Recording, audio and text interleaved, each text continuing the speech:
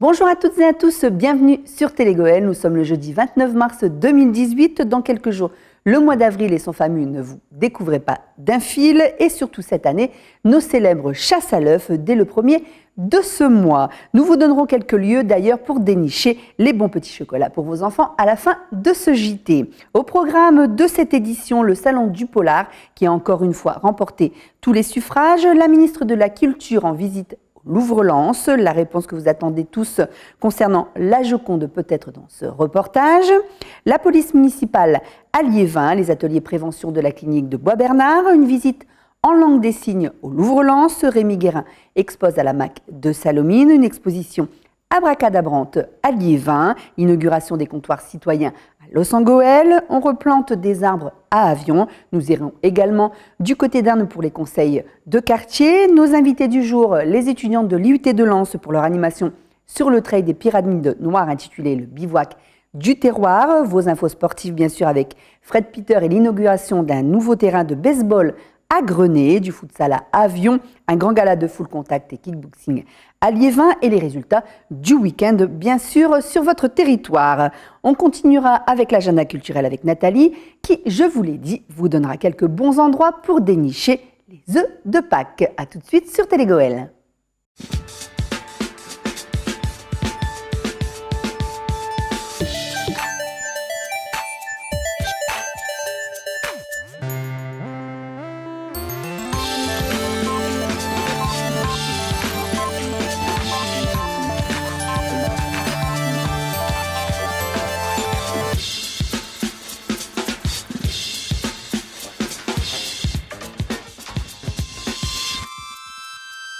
Bonjour Nathalie. Bonjour Valérie. Alors on est à quelques jours de Pâques. Pour toi, je sais que c'est une fête très importante.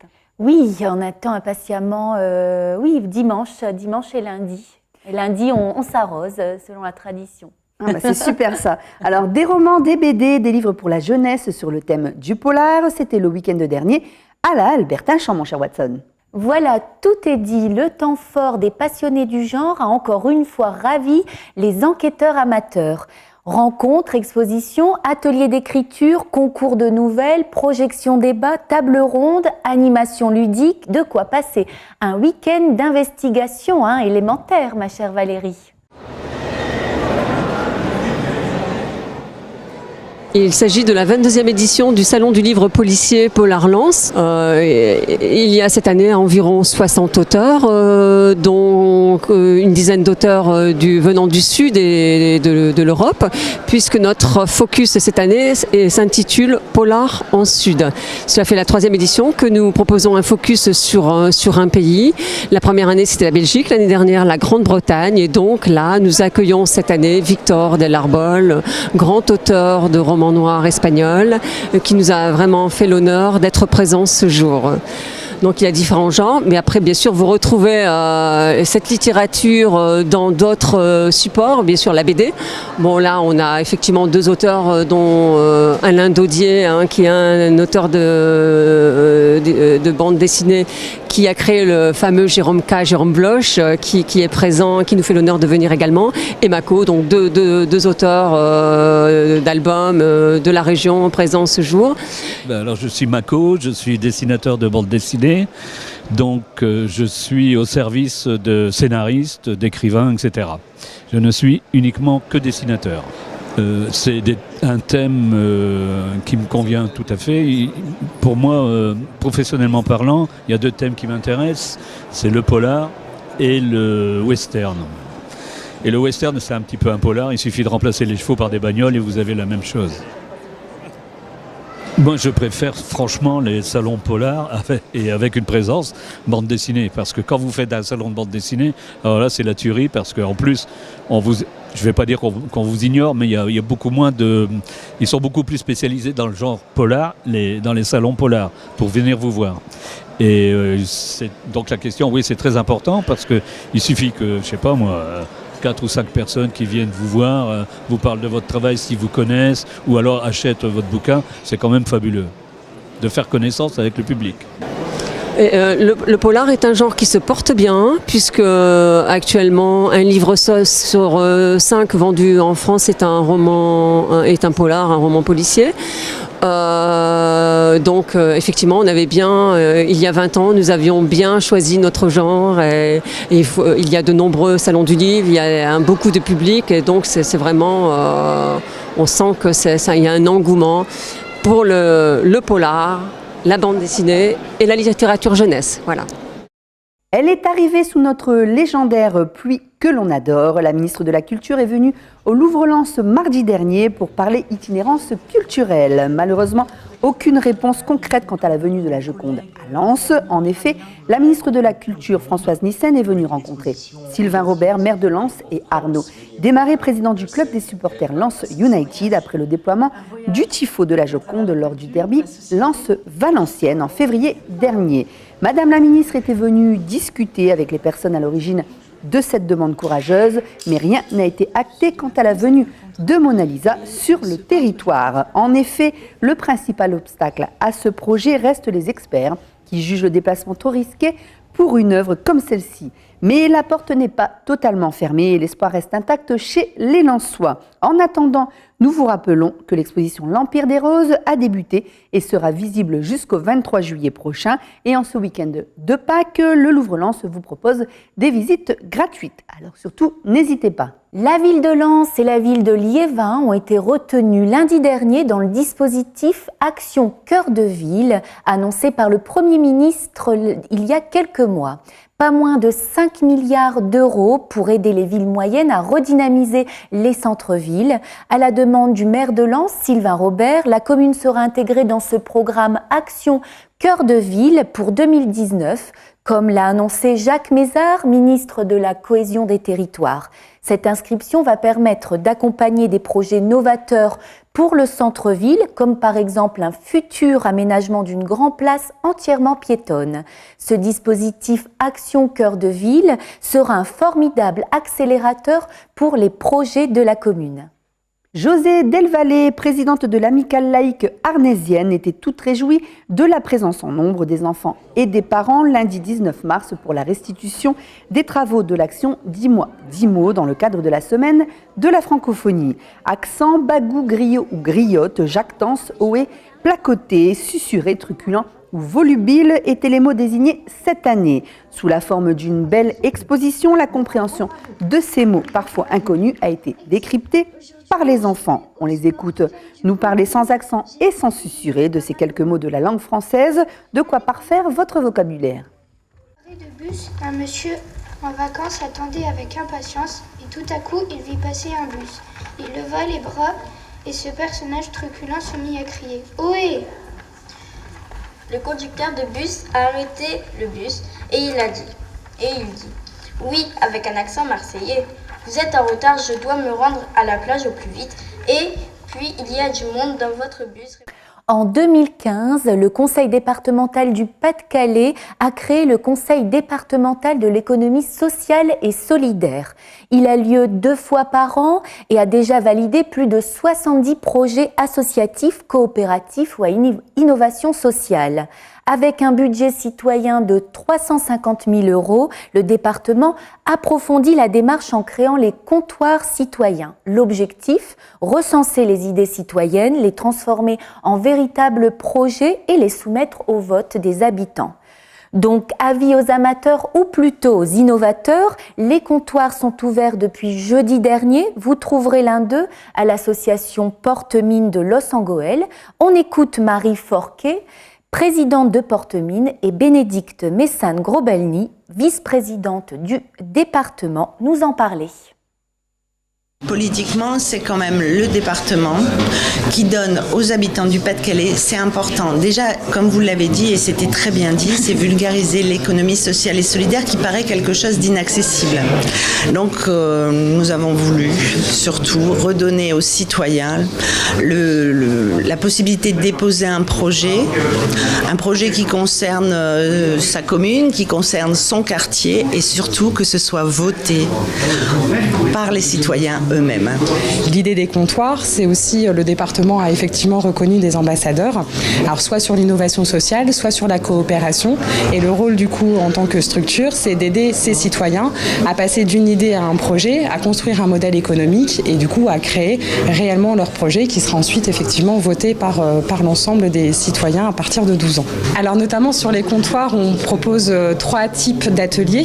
Un premier atelier qui est comment on passe de l'idée au projet, parce que parfois on a juste une idée et après c'est comment on la concrétise, comment on l'écrit. Il y aura un deuxième atelier qui est pitcher son projet, parce qu'il ne suffit pas juste de l'écrire, c'est qu'après il faut aussi savoir le défendre. Et le troisième atelier, c'est comment on construit un modèle économique. Donc là, c'est vraiment sur la partie économie et donc pérennité des projets sur le territoire du Pas-de-Calais. Et l'idée aussi de faire ces comptoirs chez les ambassadeurs, c'est que les gens puissent se nourrir effectivement de ces initiatives d'économie sociale et solidaire pour pouvoir effectivement mieux construire, affiner et puis donner envie à construire leur projet. Donc on dépose son idée sur une plateforme qui s'appelle budget citoyen tout en minuscule collé.padecalais.fr. De là après bien sûr l'idée arrive ici jusqu'au comptoir et après bien sûr il y aura la labellisation, c'est-à-dire voir la conformité qui se passera au mois de septembre et au mois de novembre il y aura le CDESS, ce fameux conseil départemental de l'économie sociale et solidaire où nous allons recevoir les porteurs de projets qui auront été élus par les habitants du Pas-de-Calais et nous leur remettrons l'identifiant économie sociale et solidaire. Laurent Duporge, maire de Liévin, et Fabien Sudry, préfet du Pas-de-Calais, ont signé mercredi dernier une convention de coordination pour la police municipale de Liévin qui devrait se mettre en place doucement et prendre ses fonctions en juillet prochain. Une attente de la population soumise à référendum. 31 policiers de 8h à 3h du matin seront sur le terrain, répartis en 5 quartiers auxquels vous pourrez faire appel pour toutes sortes d'infidélités, comme vous l'explique Laurent Duporge, maire de Liévin, et Fabrice Mullet, ancien responsable de la police nationale au commissariat de Liévin en retraite, qui reprend du service en tant que responsable de la sécurité publique pour la commune. Une convention fondamentale, importante pour la ville de Liévin, puisque c'est une convention de coordination qui est signée entre les services de la ville de Liévin et les services effectivement de l'État, et de la police nationale en particulier, mais de l'État, puisque c'était monsieur le préfet qui effectivement a signé cette convention, qui va effectivement régir, qui va coordonner les relations respectives entre les services de la police nationale et les services de la police municipale de Liévin, qui va se mettre effectivement en place d'une manière opérationnelle le 1er juillet 2018, c'est-à-dire dans quelques semaines.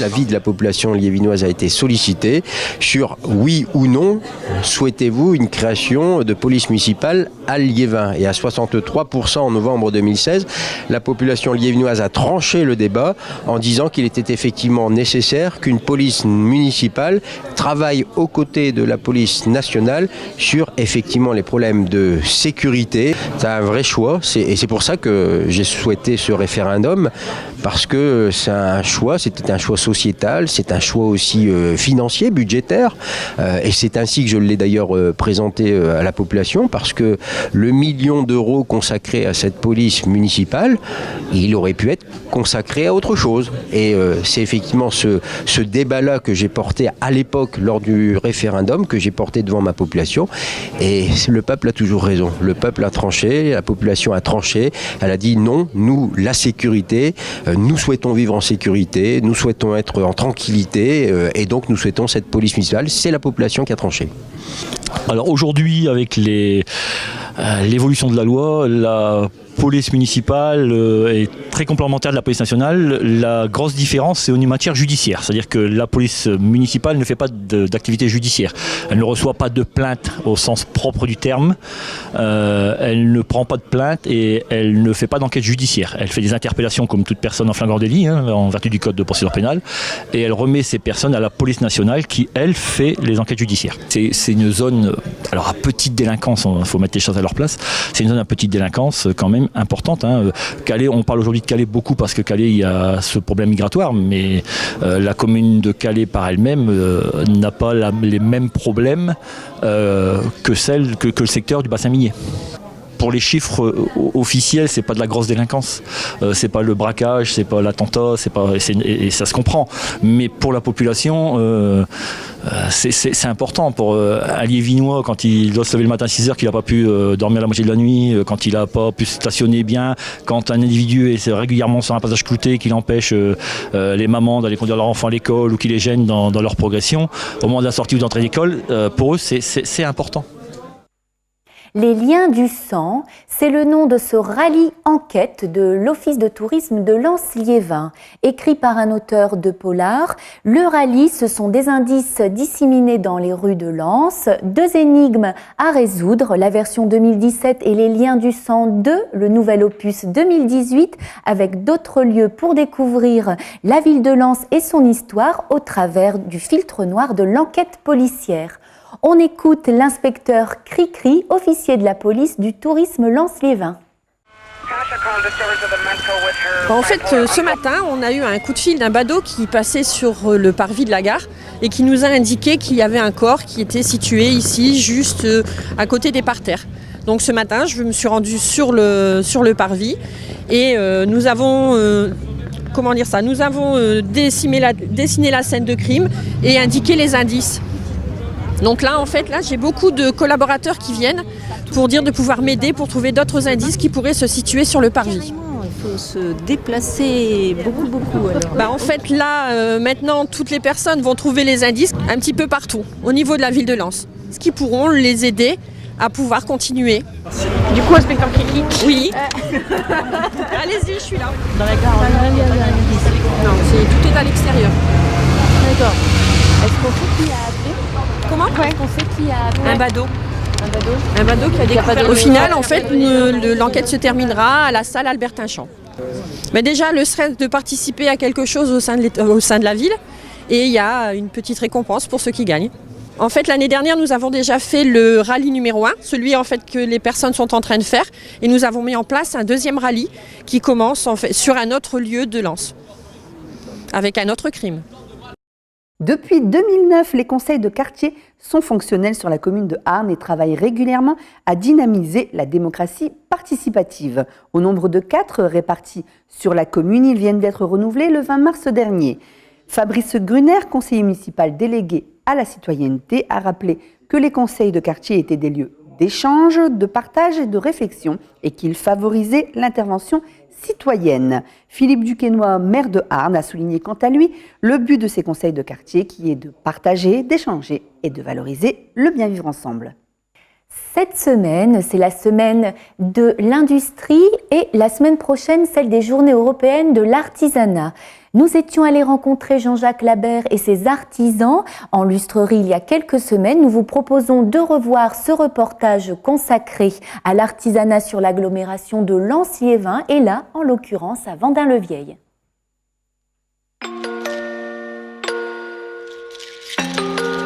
Ils sont une quinzaine en France à pratiquer ce métier d'art, restaurateur de luminaires. Du simple lustre issu d'un héritage familial au grand luminaire de château, l'atelier du Pont, anciennement la Baère, en a vu passer de toutes les sortes, comme l'explique son directeur. Alors moi, ma situation est très simple. J'ai fait des études de commerce pour, au départ, travailler avec mes parents dans le magasin qu'ils avaient créé à deux en 1952, à Dourges. Donc, j'ai commencé par vendre des luminaires et puis à un moment, on s'est aperçu qu'on réparait de plus en plus de luminaires. On changeait les douilles, on changeait les fils, on les nettoyait, on faisait ce qu'on appelle du SAV. Et puis un jour, je me suis dit, mais plutôt que d'appeler ça du SAV, est-ce qu'on peut pas appeler ça de la restauration? C'est un peu plus noble et ça nous permettra peut-être d'ouvrir de nouveaux horizons. Et Monsieur Labaère ne s'est pas trompé, la rareté du métier et la qualité de son travail l'ont rapidement fait connaître, surtout après avoir restauré les luminaires de l'Opéra de Lille. L'atelier de restauration Labaère de luminaires est maintenant au sein du groupe Rémy Garnier et plus particulièrement de l'entreprise Dupont, artisan d'art, fabricante de luminaires en bronze d'art de très haute qualité et de petits meubles également en bronze. Alors ça va de moins de 100 € pour un petit luminaire, ça peut aller à 40 000 € pour un énorme luminaire d'un opéra par exemple. avec le transport, le déplacement, le démontage, l'emballage, etc. Et on est obligé, sur des grosses pièces de ce type, de passer du temps également à faire du repérage. C'est pas tout de le démonter, un jour il faudra le remonter. Et pour ça, il peut compter sur son chef d'atelier, Jean-Paul, véritable passionné, qui met chaque jour son savoir-faire à disposition. Alors là, je suis en train de patiner les pièces en bronze qui ont été au préalable décapées dans des bains spéciaux. Et donc là, je remets une patine dessus pour dire de vieillir un peu la pièce, parce que quand la pièce est décapée, c'est trop neuf en fait.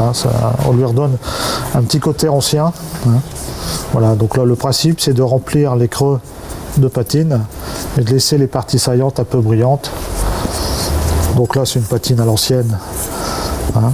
Mais on peut également faire redorer les lustres, on peut les faire réargenter, on a toute une gamme de patines qu'on peut faire choisir aux clients. Voilà. Au niveau de la formation, il n'y a pas de formation, il n'y a pas d'école pour apprendre à restaurer les luminaires. C'est monsieur Novak qui m'a tout appris. Ce que j'envisage et ce que je nous souhaite à tous, c'est bien sûr très vite de pouvoir embaucher un jeune, le former. Alors il y aura bien sûr le problème lié à l'apprentissage, parce que notre métier n'existe pas dans les 230 métiers répertoriés métiers d'art. Il y a énormément de métiers rares, des métiers orphelins qui n'ont pas de filière et qui disparaîtront si rien n'est fait pour créer ne serait-ce qu'une école des métiers d'art, un centre d'apprentissage des métiers rares. Ancien élu à la Chambre de commerce et entre autres créateur du Salon des métiers d'art de Lens, on peut dire que cette école, M. Labert, en rêve depuis des lustres. Dans le cadre de ces journées européennes de l'art, la semaine prochaine, du 4 au 8 avril, la Lustrerie vous invite à des visites. Pour tout renseignement, vous pouvez appeler le 06 40 15 01 99. Le musée du Louvre organise plusieurs fois dans l'année des visites en langue des signes. Dimanche dernier, de nombreux participants sont venus découvrir l'exposition Heures italiennes en compagnie d'une traductrice. Le prochain rendez-vous aura lieu le lundi 30 avril pour la journée de l'accessibilité.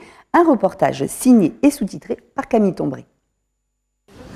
Il y a vraiment cette idée au Louvre-Lens et je pense dans beaucoup de musées de rendre vraiment accessible le musée à tous.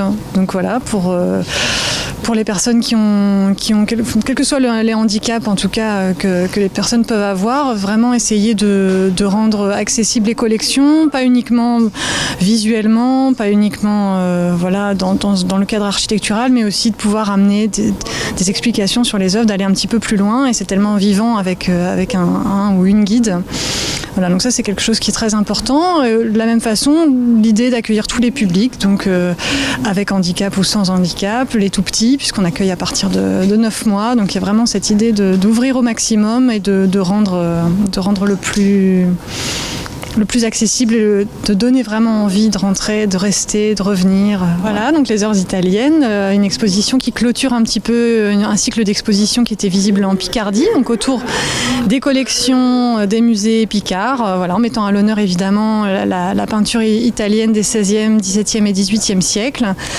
Et donc ici, ça se termine avec le pavillon de verre avec plusieurs thématiques, le paysage, les figures de la Maniera, ou bien encore tous ces peintres qui ont été influencés par le Caravage, ou la peinture d'histoire. Donc ça c'est vraiment bien, on a pu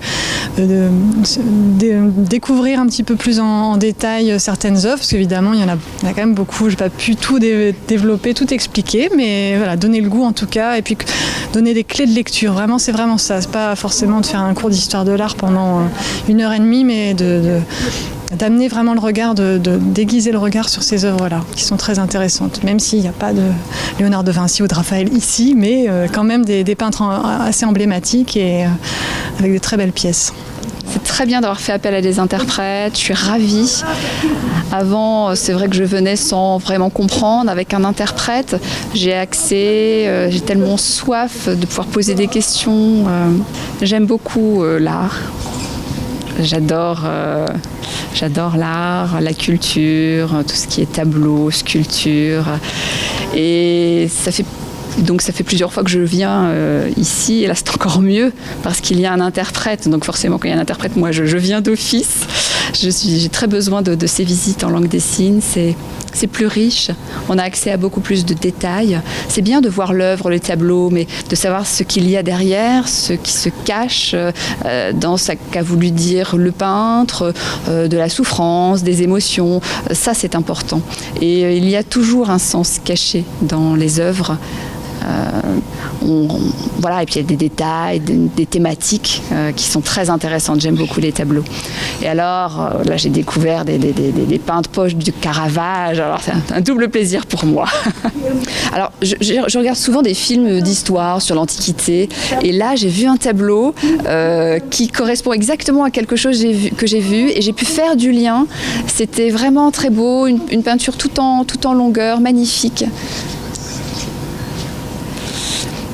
Oui, et puis les peintures italiennes, quand même, c'est fin, il y a quand même... là, on a parlé des voyages à Florence, enfin, ce sont des thématiques autour de la peinture italienne vraiment magnifiques. Je pense qu'il n'y a pas qu'un seul tableau qui m'a marqué, mais vraiment plusieurs, et ça, c'était l'occasion de venir en voir beaucoup. Mercredi 21 mars, en présence de Jean-Marc Tellier, maire d'Avion, et Sylvain Robert, président de la communauté d'agglomération de Lens-Liévin, une vingtaine d'enfants des centres de loisirs ont planté 200 arbres d'essence régionale le long de la route réhabilitée de la zone 14, celle de la future plateforme Intermarché. Aude-l'Artois, avec l'association régionale Canopée Reforestation, se sont engagés à reboiser le territoire de la Cale suite à un constat alarmant. En 2009, le taux de boisement du Nord-Pas-de-Calais était le plus faible de France, avec 7,3% contre 27,1% de moyenne nationale. Ce manque de couverture forestière engendre de nombreux problèmes environnementaux, disparition de la biodiversité, érosion des sols ou encore inondations. L'heure est donc venue de rattraper le temps perdu et les enfants y ont mis le cœur. Vous en parlez la semaine dernière, l'hôpital privé de Bois-Bernard a organisé pour la deuxième année consécutive son Open Week. L'occasion de sensibiliser autrement les patients, mais aussi les jeunes du lycée d'Archicourt. L'art-thérapie et la prévention ont été les deux thèmes mis à l'honneur. Cette année, un reportage signé Camille Tombré. Pour sa deuxième Open Week, l'hôpital privé Bois-Bernard a souhaité sensibiliser le grand public autrement, avec des ateliers sous le signe de la prévention et de l'art-thérapie. Direction Rouvroy pour une première journée autour de la prévention routière.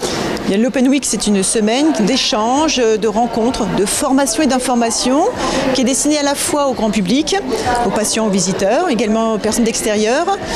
Bien sûr que ça nous aide parce que ça nous permet de réfléchir sur ce qu'on est capable d'apporter, sur ce qu'on voudrait effectivement transmettre, et c'est aussi comment nous-mêmes on peut s'améliorer et être plus en lien avec la médecine de ville et avec les patients. Donc nous avons plusieurs ateliers en lien avec la prévention routière, de simulation. Alors ça peut être des simulations conduite en état d'ivresse, conduite sous l'effet de la drogue, conduite également sous l'effet du sommeil, et ça nous donne le sentiment ou ce que l'on ressent quand on conduit avec ces effets de l'alcool ou autre. Donc nous avons un atelier avec des enfants, ça va de la maternelle au CM2. Les enfants viennent s'instruire, viennent se renseigner, viennent apprendre, échanger, poser des questions sur la prévention routière et le lien, le rôle qu'ils ont à jouer au quotidien. Donc il y a deux axes, la partie prévention et éducation et la partie également thérapie ou art-thérapie. Nous accueillons Élodie Aubert qui est danseuse, chorégraphe et qui est aussi professeure de handi-danse et qui vient s'exprimer à la rencontre et des patients et du public pour échanger sur l'art, la danse et le lien avec le corps et la maladie.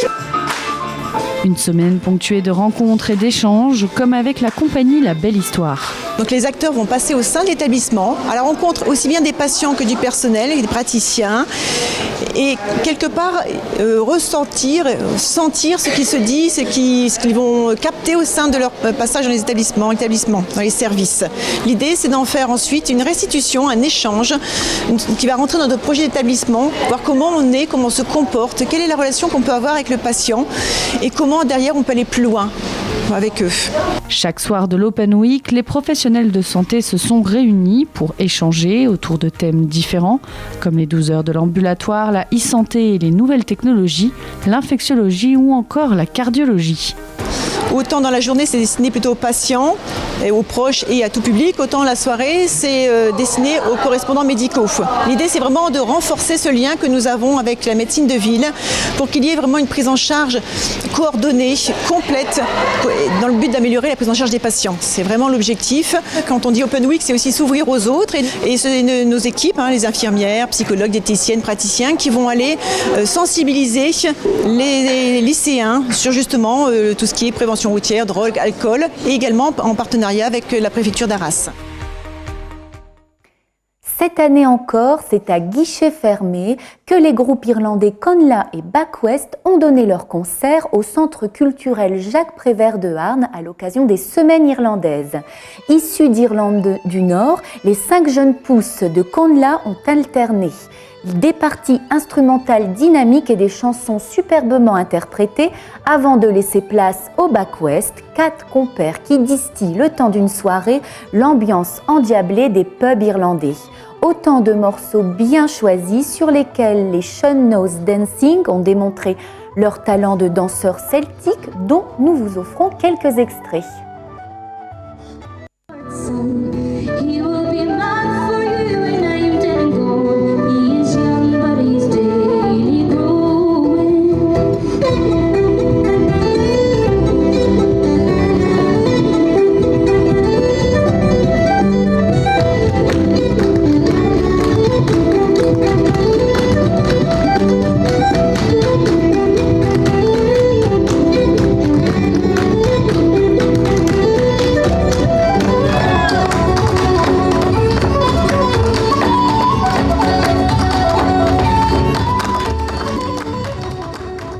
Dans le cadre du Salon du Polar, la MJ42 de Lens s'était transformée en zone de crime. La commune a fait appel à la société Jeux de Piste pour animer un escape game sur le thème de la science.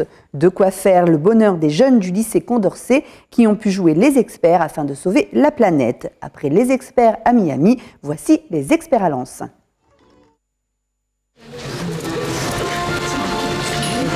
Donc vous regardez bien ce petit film. Ensuite, il y aura 2 groupes qui partiront donc avec moi là-bas et 2 groupes qui resteront avec Nadia.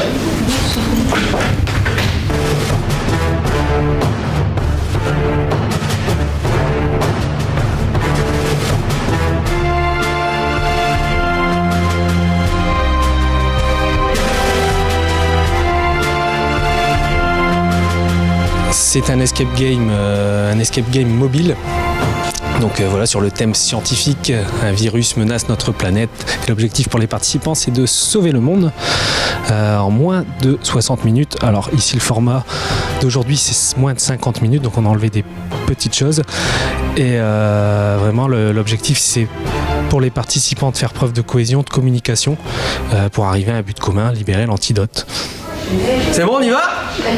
Attention, 3, 2, 1, c'est parti ! Alors.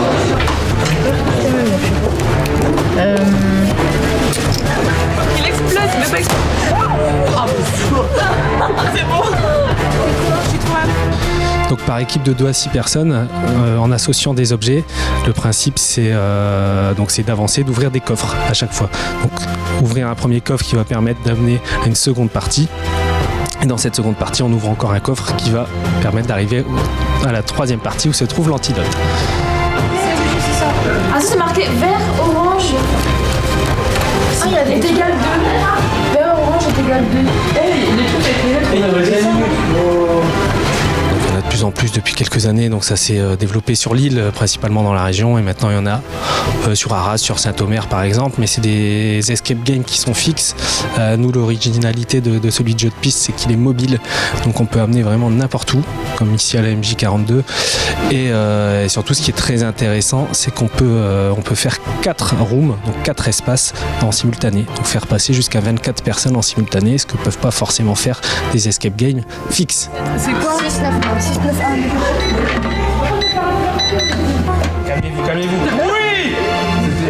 Ouais, un peu quand même, ouais. Bon, ça va. Bah, à la fin, parce qu'il y avait beaucoup de temps. Il y avait beaucoup de chiffres aussi. Mais bon. Une nouvelle exposition au pôle des Rousseaux de Liévin. Et à moi de dire le titre, à moins que tu ne veuilles essayer, Valérie. Alors je vais vous le dire, Bric-à-brac-cadabran. Voilà, c'est une exposition jeu pour les enfants et les parents, un étrange inventaire inspiré à la fois des foires anciennes et des grandes expositions universelles, des cabinets de curiosité où on doit toucher, manipuler et s'amuser avec des trucs bizarres et des bidules avec des machins dedans. À voir jusqu'au 13 avril. Alors l'exposition Bric-à-brac-cadabrante a été louée à la MJC de Nancy. C'est une exposition qui va mélanger ce qu'on peut trouver sur les foires anciennes, sur les expositions universelles, et elle est composée de pavillons. Donc dans chaque pavillon, il y a 1, 2, voire 3 livres qui va s'inspirer donc de ces deux choses-là, de la foire et de l'exposition, pour mettre en valeur le livre. Donc on va avoir le pavillon des inventions, le pavillon des histoires extraordinaires avec l'homme sans tête, avec l'homme tout froissé, le pavillon des souvenirs avec un magasin zinzin, avec voilà, des voyages, avec des valises, plein de choses. Il y a aussi le pavillon de zoologie avec l'éléphant qui se prenait pour un chat ou le chat qui se prenait pour un éléphant. Il faut venir voir pour mener l'enquête. Donc voilà, il y a aussi un jeu de loi, il y a vraiment beaucoup de choses pour s'amuser. On a fait des jeux, on a créé des inventions. On a vu l'homme sans tête. On a ouvert des valises, on devait mettre on était doux et puis il y avait un truc derrière nous, il y a un jeu que j'ai bien aimé. On a dû retrouver des choses bizarres qu'il y avait sur les dessins en dessous de nous. Et quand on avait des numéros qui étaient cachés, on devait lire ce qui était écrit sur les panneaux. Des fois, on retournait au début, on avançait de 2 cases ou de 3. Alors l'exposition est ouverte aux enfants à partir de 4 ans, en sachant que les parents prennent beaucoup de plaisir aussi à la découvrir, à jouer avec tout ce qui s'y trouve. L'enfant est dans le toucher, il est dans la découverte, donc pour cette exposition-là, c'est l'idéal. Parce qu'ils peuvent justement toucher, et ils doivent toucher. Ils doivent lire, ils s'amusent, voilà, c'est vraiment important pour eux. Ils peuvent enfin prendre en main cette exposition. Ils ont besoin ou pas des parents. C'est un échange entre le parent, l'enfant, avec le livre aussi et avec les objets. Venez vous amuser. Voilà, c'est un vrai plaisir. Venez à cette exposition. On ira certainement grâce à tous ces petits-enfants. On vous a déjà parlé de la semaine culturelle du lycée La Peuplerée de Salamine dans notre dernier JT. Plusieurs ateliers étaient proposés aux élèves, dont un atelier photo animé par Rémi Guérin. À cette occasion, une sortie à la MAC de Salamine où expose le photographe avait été organisée. Une occasion de mieux connaître le monde de la photographie à travers des clichés de l'intérieur et d'extérieur. Une série de photos réalisées d'une part en Inde du Sud et d'autre part dans la ville de Salamine où elle est toujours visible jusqu'au 21 avril. Alors cette exposition, au départ, c'est au retour d'un voyage en Inde en 2015, un séjour de 2 mois dans le Tamil Nadu. Et j'ai photographié dans les villages autour de Madurai des intérieurs extérieurs, dans donc les maisons, l'habitat de cette région de l'Inde, du sud de l'Inde. Et puis après, je m'étais dit que ce serait intéressant de pouvoir faire des liens dans le Nord-Pas-de-Calais. Et c'est comme ça qu'en voyant Sébastien Nertz et en parlant de mon projet, il m'a dit bah oui, nous on veut bien soutenir à partir du moment où il y a un travail effectué sur la ville de Salamine. Donc c'est comme ça que j'ai démarré ce projet et qu'il a vu le jour là en 2017. Donc 2 ans après, en automne, j'ai travaillé sur ces intérieurs avec l'aide de la maison citoyenne. Alors, c'est les élèves du lycée de la Peuplerée, donc ceux que j'ai là actuellement pendant une semaine, n'ont pas participé. Par contre, le collège juste à côté, j'avais une classe avec le prof d'art plastique Gilles Fricht, et là, effectivement, j'ai participé avec eux, et ils ont participé. Et là, c'est pour ça qu'il y a une série faite sur les collégiens où j'ai ramené en fait tout simplement un matériel de studio avec un fond noir et deux lampes floudes pour réaliser donc ces portraits dans le collège. Moi, je suis sur une technique argentique. Or, là, maintenant, les jeunes qui maintenant ont dépassé donc l'an 2000 ne connaissent plus du tout l'argentique. Donc, pour eux, c'est Mathusalem, ou c'est vraiment le Vercingétorix, quoi. Et donc, c'est intéressant de pouvoir essayer, tout au moins, de leur montrer que la photographie, il y a différents matériaux et que l'argentique est tout aussi important que le numérique et que c'est pas passéiste. D'ailleurs, j'ai entendu une réflexion de quelqu'un ce matin qui disait « Ah, ça fait mortuaire ». Donc, le noir et blanc est relié au mortuaire. J'ai encore jamais entendu ça, mais ça fait partie de l'univers de maintenant. La couleur, c'est le numérique, et dès qu'on voit du noir et blanc, ça date de un siècle. Voilà. Moi, je dirais une chose importante que j'ai découverte avec justement les habitants de Sallaumines, c'est qu'ils font chacune de ces personnes que j'ai rencontrées ont des hobbies. Alors ces hobbies, c'est soit la broderie, soit des puzzles. Mais alors, je suis tombé comme ça sur un canevas de la Vénus du Titien. Et cette dame, donc c'est Hélène de Monchy, et elle a fait ça dans les années 70. Et quand elle m'a sorti cette pièce, qui est vraiment magnifique, eh bien, c'était emballé dans un torchon. Et quand elle a ouvert ce torchon, c'était comme un miracle, quoi. Il y avait la Vénus du Titien qui sortait. Et voilà, il y a des petites choses comme ça miraculeuses que les habitants font. C'est bien de pouvoir les montrer à un moment donné. Et donc, cette exposition sera visible jusqu'au samedi 21 avril. Donc, c'est un samedi et ouverte sur l'ensemble de ce laps de temps. À Sallaumines, donc à la Maison de l'Art et de la Communication. Afin de valoriser le savoir-faire de notre territoire local, les étudiantes en licence commercialisation des produits touristiques de l'IUT de Lens mettent en place le bivouac du terroir lors du trail des Pyramides Noires le 26 mai prochain. Elles sont venues nous en parler. On les accueille tout de suite sur le plateau de Télégoël.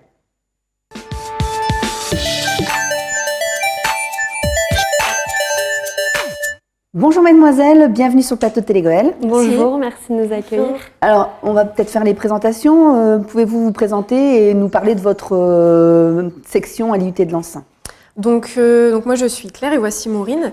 Donc nous sommes toutes les deux en licence commercialisation des produits touristiques à l'IUT de Lens. Donc c'est une licence professionnelle qui se réalise sur une année.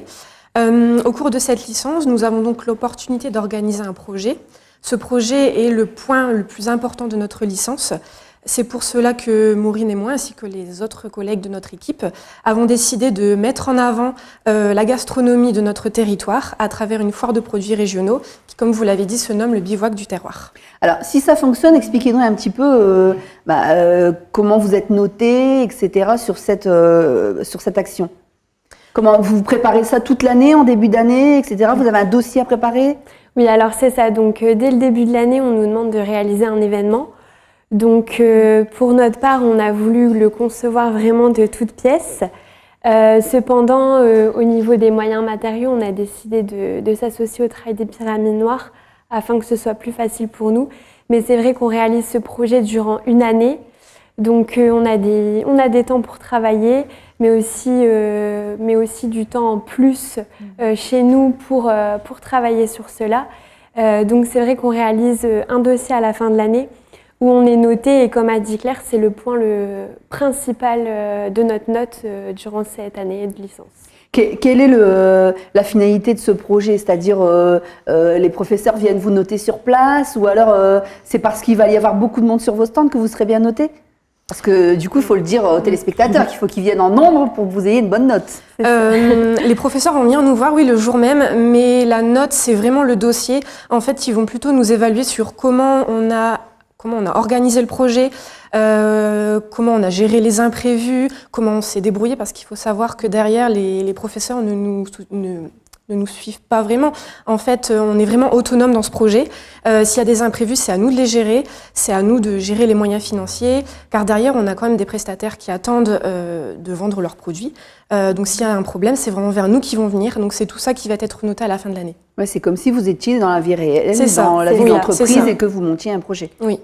Alors pourquoi vous avez choisi le Trail des Pyramides? Quel est l'intérêt d'être sur ce trail? Donc c'est vrai qu'en fait, on a la chance d'avoir, en tant que professeur cette année, l'organisateur, Monsieur Gilles Briand du Trail des Pyramides Noires. Donc c'est vrai que ça a été plus facile pour nous d'en discuter avec lui.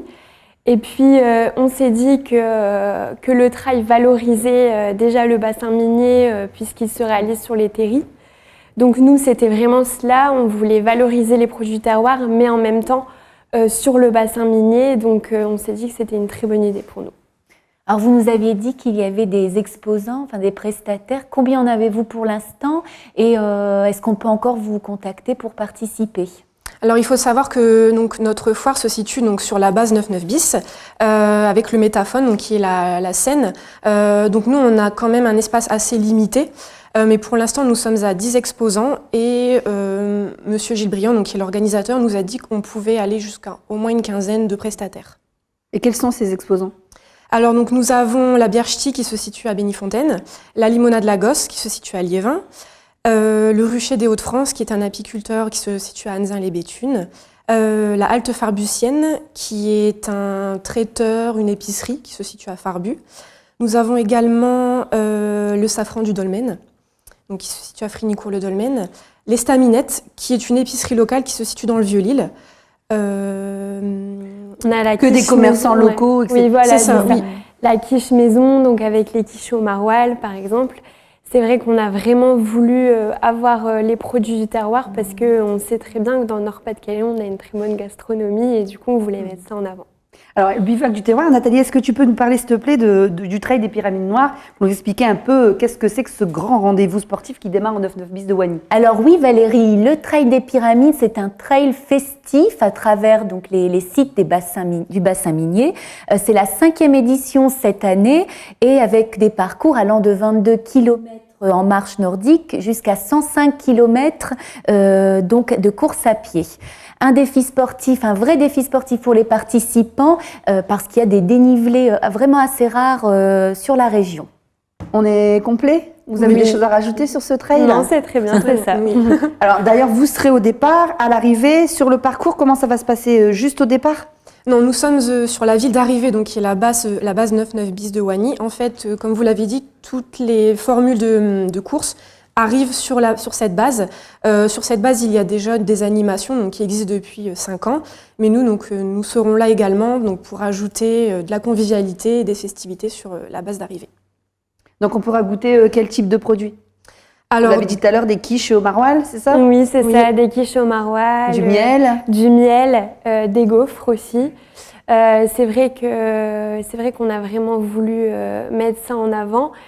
Donc du coup, on va proposer donc à nos exposants de faire goûter avant d'acheter, puisque je pense que c'est important aussi pour la vente. Alors, vous pouvez nous rappeler la date? On peut venir en famille, même si on ne fait pas le trail d'ailleurs. Oui. Entre quelle heure et quelle heure? Quel est le meilleur moment pour venir? Donc ça sera le 26 mai de 12h30 à 19h sur la base 99 bis de Wany. Donc on vous attendra très nombreux. C'est vrai que ça nous tient forcément très à cœur. Donc on espère de très bonnes retombées. Est-ce qu'on peut vous contacter pour venir s'installer sur le bivouac si on est exposant? Tout à fait, oui. Alors, donc, nous avons une page Facebook donc, qui est le bivouac du terroir. Nous avons également un mail professionnel donc, qui est projet étudiant IUT de Lens @gmail.com et puis également par numéro de téléphone. Nous avons également créé un flyer que nous allons distribuer sur lequel toutes les coordonnées sont indiquées. Alors, merci beaucoup d'être venu sur le plateau de Télégoël. Rendez-vous donc le 26 mai au 99 bis de Wany, au Métaphone, pour retrouver le bivouac du terroir, les différents exposants et ces charmantes demoiselles qui seront au départ et à l'arrivée. Il est également charmant, ce jeune homme. On le retrouve tout de suite, notre ami Fred, pour sa rubrique sport.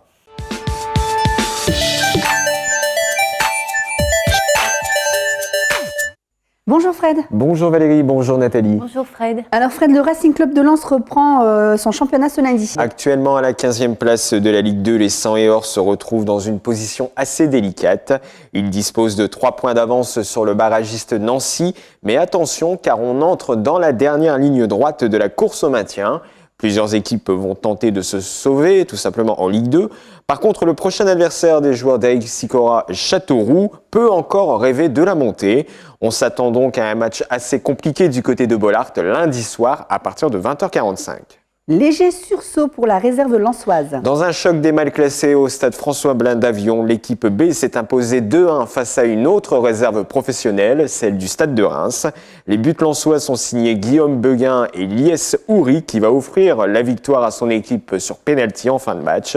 À noter également que mercredi soir, les protégés de Frank Hayes ont disputé un match amical face au Cercle de Bruges et ils ont remporté ce match 2-1 grâce à des buts encore de Guillaume Beguin et de Féti Terbèche. Ce samedi, les jeunes pousses artésiennes se déplacent à Drancy et repartent dans leur lutte pour leur survie en National 2. Victoire pour le Volley Club de Arnes après un match difficile. Elles étaient menées 2-7-1, mais finalement les joueuses d'Émilie Hipp ont relevé la tête et ont décroché la victoire 3-2 contre Sens, 3e des playdowns. Au classement, les Arnésiennes restent leaders et recevront le 7 avril prochain Alain qui joue sa survie. De son côté, le Arnes Volleyball prend une grande bouffée d'air frais en s'imposant 3-0 sur le parquet de Strasbourg. Le HVB prend la 5e place des playdowns de son côté. Billy Montigny en handball n'a pas résisté à Livry-Gargan. Une défaite 27-24 pour les Rouges et Blancs à domicile dans leur salle Othello Trony face à Livry-Gargan qui joue les premiers rôles en National 2. Une victoire aurait permis aux Billysiens de se rapprocher du trio de tête, mais ce ne sera pas pour maintenant. Le CBM se fixe au 6e rang de la National 2 et va devoir se préparer à un déplacement assez difficile au réveil de Nogent, le leader qui n'a perdu qu'un match cette saison en 15 confrontations.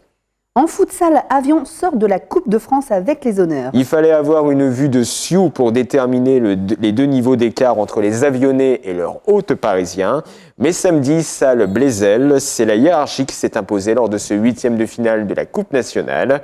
Dans une salle comble, les Avionnais ont toujours soutenu la comparaison avec la Casa Paris, pensionnaire de première division et disposant de l'actuel meilleur buteur du championnat. Très vite mené 2-0, Avion n'a jamais lâché la rampe. Au contraire, ils ont fait montre d'un certain tempérament en revenant à la hauteur de leur adversaire du jour, de partout. Le métier des joueurs parisiens va toutefois leur permettre de repasser devant, 4-2 puis 5-3, sans décontenancer toutefois des Avionnais qui sauront rehausser leur niveau de jeu pour finalement s'incliner sur le score de 5-4. Avion Futsal a atteint un cap historique en accédant à ce niveau de la Coupe nationale. Désormais, l'histoire, le club compte bien l'écrire à son avantage en concrétisant son projet d'accession en D2 en fin de saison. Et la prestation de ce samedi devrait le conforter dans son ambition. On reste à Avion avec la 2e édition de la Marche du Printemps. C'était la 2e édition, cette année organisée par le service des sports de la mairie. Elle a réuni 47 personnes sur 2 parcours, un de 12 km et un autre de 25 km. Le départ a été donné au kiosque du parc Léline et les marches ont été encadrées par 2 éducateurs sportifs, Reynald Dabrowski et Henri-Christophe Cugier. Les courageux ont pu découvrir différents paysages et lieux de la ville d'Avion, comme le parc des Glissoires, le Val de Souchet ou la crête de Pinchonval. Et si vous voulez poursuivre l'aventure et vous mettre à la marche, eh bien rendez-vous les mardis et les vendredis matin. N'hésitez pas à vous rapprocher du service des sports d'Avion pour avoir plus de renseignements. Petite originalité dans ce JT Sport, on va parler baseball avec l'inauguration d'un terrain dans le secteur. Ça se passait à Grenay ce week-end. Les Raptors de Saint-Angoël ont inauguré leur terrain baptisé le Raptors Caulfield. Le baseball est un sport très populaire aux États-Unis, mais il est encore confidentiel en France ou encore dans le Lensois. Il existe un championnat de France et plusieurs clubs sont répartis sur notre territoire. David Loriot s'est rendu sur le marbre avec sa caméra et son micro pour Télégoël. Alors vous êtes présent ici à Grenay aujourd'hui pour l'inauguration du terrain de baseball des Raptors de Saint-Angoël. Les Raptors ont été créés en 2013 par monsieur Sylvain Mercier, qui est le président encore à l'heure actuelle, d'une envie d'un sport américain qui changeait un petit peu des sports français actuels. Et là maintenant nous avons un terrain pour la première fois sur la ville de Grenay. Les Raptors qui sont de Saint-Angoël cherchaient un terrain pour pouvoir jouer et ils ne trouvaient pas sur les alentours. Donc ils sont venus me voir et puis ils m'ont demandé ce qu'on faisait de ce terrain-ci, s'ils pouvaient l'utiliser. Alors ce terrain, il est un peu particulier puisqu'en fait on est sur la commune de Mazingarbe et il y a un peu plus de 20 ans, la municipalité de Grenay l'a acheté pour pouvoir permettre à un club de football de naître, celui de la Cité 40, l'USG. Et puis finalement ils ont rejoint le complexe Viseux et ce terrain-là il était resté un petit peu à l'abandon. Donc quand ça a été la mode du paintball, c'est les gens du paintball qui l'ont utilisé. Sinon c'est les jeunes de Grenay qui faisaient y faire des bêtises ou passer des moments sympathiques le soir. Et puis quand les Raptors ont proposé de l'utiliser, j'ai demandé au service technique si c'était possible, qu'il n'y ait pas de danger, de problème et tout. Il a été nettoyé, les Raptors ont donné un gros coup de main, les services techniques ont fait le reste et c'est une bonne idée d'avoir une occupation de ce terrain. Dans la région, c'est pas un sport commun. C'est pour ça que je dis que j'en pense rien. C'est les sports, c'est les associations, les gens qui les choisissent. Après, à eux de les faire vivre. Les mairies, elles sont là juste pour aider les associations à ce que ça se passe le mieux possible et qu'ils puissent s'amuser. C'est la définition du sport. Après, je me doute bien que le baseball ici, c'est pas tout à fait la même chose qu'aux États-Unis ou qu'à Cuba, où c'est vraiment des sports nationaux et extrêmement importants. Ici, c'est pour l'instant de la détente, du loisir, et puis de faire quelque chose qui change de l'ordinaire. C'est le premier terrain du club. En fait, les saisons précédentes, le championnat se passait pour nous tous les matchs à l'extérieur. Nous n'avions pas de terrain attitré, donc on jouait tous les matchs à l'extérieur, ce qui est un peu dommage et péjorant pour un club qui n'a pas d'identité vraiment sur son territoire, quoi. Alors les règles du baseball sont assez complexes, mais dans la version très simplifiée, il y a deux équipes. Une équipe qui est sur le terrain, qui est l'équipe en défense, une équipe qui est au bâton, qui est l'équipe en attaque. Le but de l'attaque est de faire un tour des 4 bases pour marquer un point. L'équipe en défense est d'éliminer 3 frappeurs pour pouvoir, elle, à son tour, passer en attaque et marquer des points. C'est un sport qui est assez développé, cette année qui est en pleine évolution encore. L'ambition de la fédération est quand même l'ambition de 2024, avec les Jeux Olympiques qui vont se passer en France. Le baseball sera à Tokyo en 2020, sera certainement à Los Angeles en 2028. On espère qu'on fait tout pour que les médias, tout le monde soit derrière nous pour que le sport, le baseball et le softball soient aux Jeux Olympiques de 2024. Enfin, direction le ring Fred avec un gala de full contact. Gros événement à venir le samedi 7 avril. Le Dragons Full de Liévin organise son gala international de boxe pied-point à la salle Noël Joseph de la ville. Au programme du Kawan, du full contact, du kickboxing ou encore du Muay Thai. L'ouverture des portes se fera à 14h pour les plus jeunes et les combats professionnels commenceront à 19h. Le président du club de full contact de Liévin et l'organisateur de cette soirée, Guillaume Silver, a répondu aux questions de Télégoël. Mardi soir, c'est l'entraînement au Dragons Full de Liévin. Ancien combattant et champion de France en classe A, Guillaume Silver est depuis 2007 le président fondateur du club liévinois. Avec ses 120 licenciés, Guillaume parle plutôt d'une famille avec qui il partage sa passion.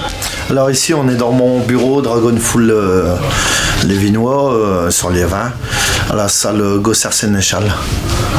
Ouais, c'est un peu comme ma chambre ici parce que ici c'est mon bureau, c'est toute ma vie ici parce que moi j'adore la boxe, ma passion, je la vis plus que tout. Et aujourd'hui c'est vrai que c'est il y a un peu mes titres, il y a un peu tout. Comme là mes paires de gants quand je vais en Thaïlande, j'aime bien revenir avec un petit souvenir de Thaïlande. J'aime bien quand on va dans les galos revenir avec un petit souvenir, un short, un t-shirt. Celle-là, la paire de gants qui est là-bas, c'est c'est ma dernière paire de gants où quand je boxais, quand j'ai fait mon dernier championnat de France classe A, full contact. L'objet aujourd'hui qui me tient le plus à cœur, c'est aujourd'hui j'ai ouvert le club avec mon frère. Ouais, c'est ça, la photo de moi et mon frère qui est parti il y a quelques années. Aujourd'hui, je fais énormément pour mon club et mon club, c'est toute ma vie. C'est tellement une grosse passion que je fais tout pour eux, quoi. Tout pour mon club. Ça fait 1, 2, 3, 4, 5. Assisté par ses 4 entraîneurs, Guillaume enseigne les techniques mais travaille également la condition physique. Reviens, 1, 2, 10, 3 minutes. Et pour quelques-uns de ces boxeurs, c'est essentiel pour aller chercher la ceinture dans quelques jours au gala de boxe international organisé par le club. Je vous présente les ceintures des 3 tournois qu'il y aura. Le tournoi de mois de 75, le tournoi de mois de 71 et le tournoi de mois de 63 kg 500 en Kawan. C'est un titre qui est fait depuis maintenant, qu'on a mis en route depuis à peu près 4 ans, où chaque année le détendeur de la ceinture remet en jeu son titre, et où c'est des tournois qu'on essaye de faire tourner pas mal d'étrangers aussi, pour faire évoluer le club au niveau international. En soirée, il y aura un combat de Muay Thai où Geoffrey Kessel boxera de Lens face à un Parisien. Il y aura un combat kickboxing où Laurie Vico boxera une Parisienne aussi. Le reste, ce sera que du Kawan. Et dès 19h, démarrage des tournois avec les demi-finales. Un beau programme en perspective pour les amateurs de boxe pied-point. Des préventes à 10 € sont disponibles au club via les réseaux sociaux ou directement par téléphone. Rendez-vous donc samedi 7 avril à la salle Noël Joseph de Lévin à partir de 14h pour les plus jeunes. Il vient de vous le dire, rendez-vous le 7 avril, n'hésitez pas à réserver. Moi, c'est déjà fait. Ah bah, tant mieux. Alors merci Fred pour tous ces résultats de cette semaine. À ton service, Valérie. On se retrouve le 5 avril prochain après un long week-end parce que on a besoin de ce week-end, c'était un long week-end. Et tout de suite, on décrypte l'agenda avec Nathalie.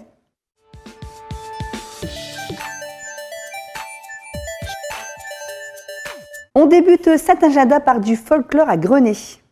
Et plus précisément, le festival Festifolk qui se poursuit à l'espace Ronnie Cooter de Grenay avec à l'affiche le vendredi 30 mars à 20h30 le groupe Radix, un duo qui puise son inspiration dans les folklores réels ou imaginés pour un spectacle intitulé La sauce balkanique. On continue avec nos utopistes toujours en festival à Avion. L'espace culturel Jean Ferrat d'Avion, dans le cadre du festival Les Utopistes Debout, vous propose samedi 31 mars à 20h30 une soirée théâtre documentaire Les choses en face. Un projet du collectif La Cavale en collaboration avec Culture Commune, une jolie réalisation de groupes d'adolescents autour de diverses figures d'adultes. Du théâtre maintenant à la gare de Méricourt. L'espace culturel et public La Gare de Méricourt reçoit le vendredi 30 mars à 19h la compagnie Grand Boucan pour une représentation du principe d'Archimède. Ce thriller psychologique pose le principe de précaution, le risque minimal et la surveillance. De la musique au programme du Colisée de Lens. Oui, du théâtre au Colisée de Lens le samedi 31 mars à 20h en partenariat avec le théâtre de Poche. Vincent Perrani et François Salk seront sur scène pour une représentation sous le signe de la musique classique.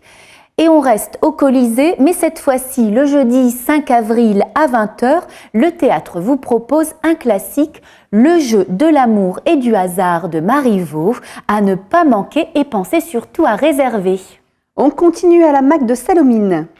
La Maison de l'Art et de la Communication de Salomine vous propose le vendredi 30 mars à 20h15 une jolie proposition musicale, Enquête sur la mort de Mozart par le trio Opéra-Concert. Nous vous en parlions tout à l'heure, la ministre de la Culture, Madame Françoise Nyssen, était là pour le premier jour de l'exposition L'Empire des Roses. Oui, elle y est allée même dès les premiers jours voir cette belle exposition. Le Louvre-Lens accueille désormais l'Empire des Roses, chef-d'œuvre de l'art persan du 19e siècle. C'est jusqu'au 28 juillet. Pour tout savoir sur cette exposition, une conférence lui sera dédiée ce jeudi 29 mars à 18h. Je vous l'annonçais en début de JT, on termine avec les chasses à l'œuf, car dimanche, lundi prochain et même avant, les communes vous invitent à la chasse.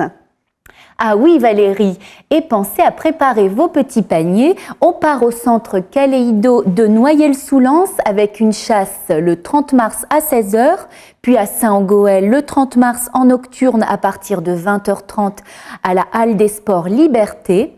Le 1er avril, ça se passe à 9h au Bois de la République d'Avion, à 9h30 à l'EHPAD de Méricourt, À 11h30, à Souchet au parc René Cassin, au parc des Cities de Bénifontaine à partir de midi avec des animations et des gonflables toute l'après-midi. Et on termine à Salomine le 2 avril, rendez-vous à 9h30 au centre Anatole France, rue Étienne Dolé. Attention, certaines de ces chasses à l'œuf sont réservées aux habitants des communes. Donc pour tout renseignement, consultez les sites internet de la ville. Merci Nathalie, week-end tout chocolat, donc on l'a bien compris. Pensez à faire du sport entre deux et consommer avec modération pour éviter la crise de foie. Merci Fred, merci à toute l'équipe de Télégoël, merci à nos invités. Retrouvez-nous chaque jour sur Facebook, YouTube et Twitter pour voir ou revoir vos infos locales. À très bientôt sur Télégoël.